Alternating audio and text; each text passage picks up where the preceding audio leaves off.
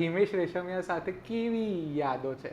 કોઈક એક ગીત રેકોર્ડ કરી રહ્યા હતા અને એ પર્ટિક્યુલર કોમ્પોઝિશન મારા માટે બહુ ઊંચું હતું અને એનો બીજો પાર્ટ હતો એ મારા માટે બહુ નીચો હતો એન્ડ હી વોઝ લાઈક કે ના મને I want your voice only, તો આપણે એક કામ કરીએ, હું કોમ્પોઝિશન ચેન્જ કરી કાઢું છું. એન્ડ એમણે ધેન કોમ્પોઝિશન ચેન્જ કરી અને હી મેડ it in such a way that it sits best on my vocal range. અચ્છા.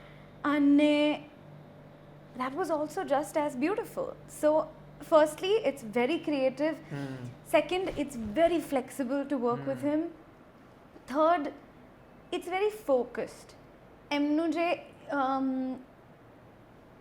એમની આસપાસ ઓલ્સો સ્ટુડિયોના બધા લોકો જે એમની સાથે છે they are also very focused. કંઈ ટાઈમપાસ વાતો નહીં, કંઈ ચિટચેટ ના ચાલે, કોઈની બીજાની તો વાત જ નહીં કરવાની, ઇન જનરલ વાત જ ના થતી હોય, એટલે મને એવું સેટઅપ બહુ ગમે છે.